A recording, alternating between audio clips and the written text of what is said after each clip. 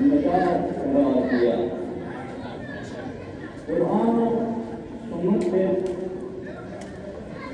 شہداء کو یاد بنانا اور فدیہ کرنے کی ترغیب دلائی گئی ہے، اور اس کے مقابلے میں جو حالات کی بیان ہے ان کی نہ یاد بنانی ہے نہ ان پر رونا ہے، بلکہ ان سے نفرت کرنا ہے۔ قرآن مجید میں ارشاد ہو رہا ہے فما بکت علیہم السماء والارض، ان کی قومیوں پر نہ آسمان رویا نہ زمین روئی جب فرعون اور آل فرعون دریائے نیل میں غرق ہوئے، کیونکہ وہ ظالم تھے، اس دنیا سے وہ ختم ہو گئے، عالم تقویم میں کوئی اثر نہیں ہوا۔ اور اس کے مقابلے میں جب کوئی شہید ہوتا ہے تو شہداء پر آسمان بھی روتا ہے، زمین بھی روتی ہے۔ چنانچہ سیدنا حضرت یحییٰ علیہ السلام کی شہادت کے وقت تاریخ بتاتی ہے کہ آسمان سے خون کے قطرے ٹپکے اور بہت سرخ ہو گئی۔ اسی طریقے سے سید الشہداء امام حسین علیہ السلام کی شہادت کے وقت بھی عالم تقویم نے جنگ بنایا، آسمان کے شہد 40 دن تک سرخ ہو گئی، زمین سے جو پتھر اٹھایا جاتا تھا خون آلود نظر آتا تھا۔ تو یہ جو ہم غم حسین مناتے ہیں یہ اثر شہادت حسین ہے، اس کا اثر پورے عالم تقویم پر ہوا ہے۔ یہاں کے شیخ عبد القادر اپنے کتاب الطالبین میں لکھتے ہیں شہادت حسین کے بعد اللہ تعالیٰ نے 70,000 فرشتوں کو حکم دیا کہ وہ روضہ حسین پر حاضری دیں اور دعا کریں۔ تو معلوم یہ ہوا وہ فرشتے جو اللہ کی عبادت میں مصروف رہتے ہیں، جب ان کو حکم ہوتا ہے روضہ حسین پر حاضری دے رہے ہیں، یہ آپ کا گریہ کرنا عبادت ہے۔ صلی اللہ علیہ محمد وآلہ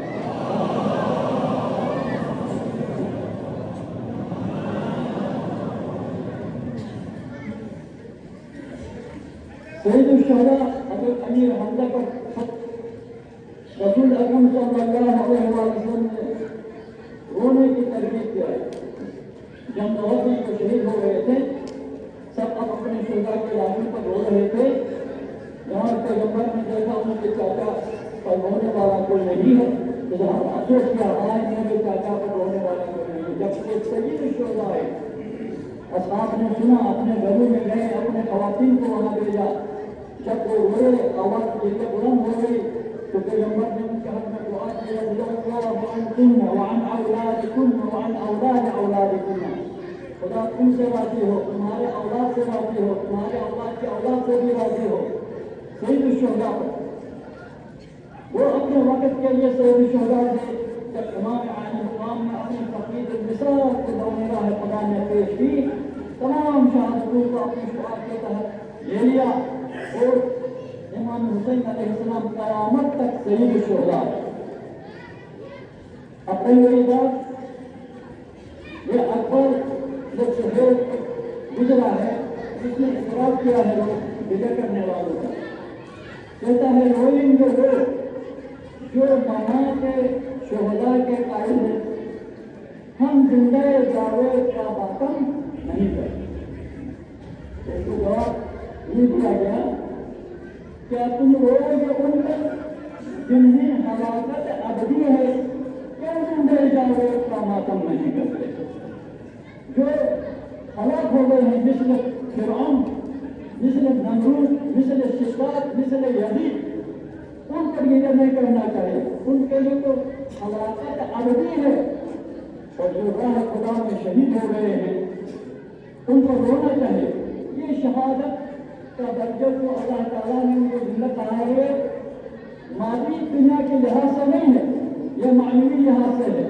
اللہ خود ہی فرماتا ہے وَلَٰكِنْ لَا تَعْلَمُونَ، ان کی حیات کے بارے میں تم نہیں جانتے ہو۔ اگر اس مادی لحاظ سے ہم ان کو زندہ کرا کریں تو بیوی جو ہے وہ بے ہوگی، دوسری شادی نہیں کر سکے گی، یا جتنے شہید ہوتے ہیں بیویاں شادی کر سکتی ہیں، ان کے اولاد میں وراثت تقسیم نہیں ہوگی جب وراثت کی تقسیم ہوتی ہے. لہٰذا معلوم یہ ہوا کہ شہداء کا غم منانا جو ہے وہ قرآن سے ثابت ہے اور رسول کی سنت سے ثابت ہے. صلی اللہ علیہ وسلم.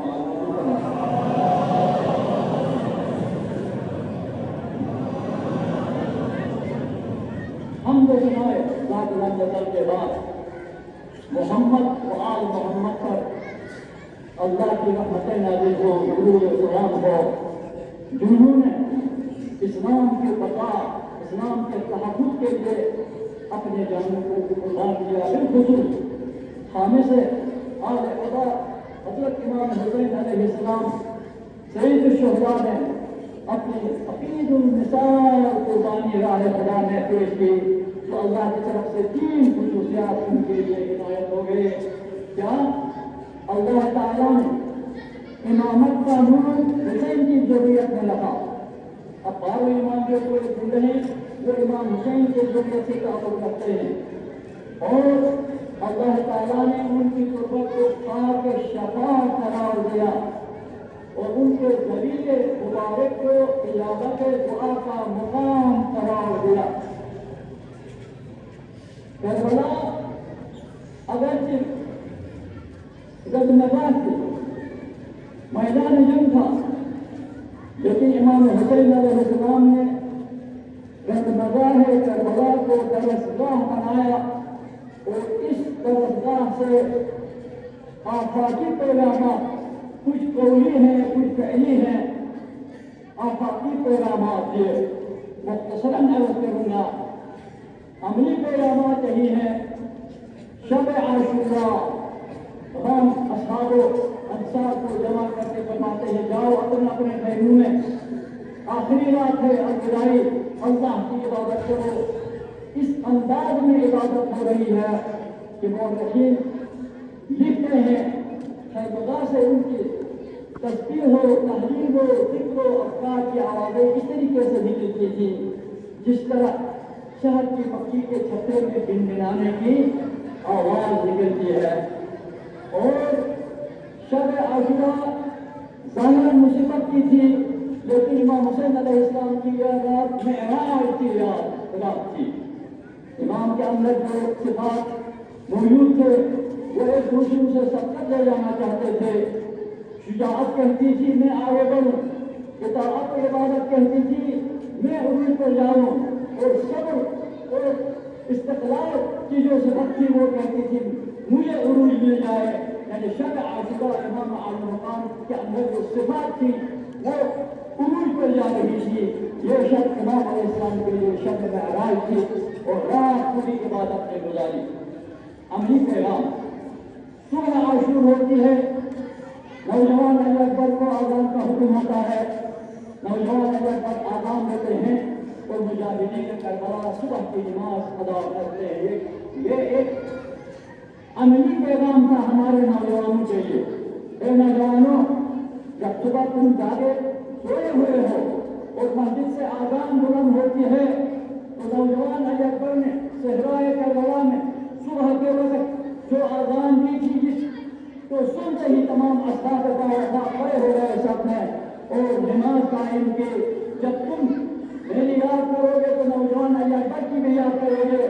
اس کی یاد عملی طور پر اس طریقے سے کرو کہ صبح کے ٹائم جب مسجد سے آزان بلند ہوگی تو تم اپنے نوجوان علی اکبر کی اس آواز کو اپنے دل میں نہ رکھو، خدا کی بارگاہ میں جھک جاؤ اور نماز ادا کرو. کہ نماز روح کے بارے میں سنتے آئے ہیں، دشمنوں کی طرف سے تیر آ رہے ہیں، اصحاب کو بات سامنے کھڑے ہیں، تیر اپنے سینوں پر لیتے ہیں اور امام علیہ السلام نماز ادا کرتے ہیں.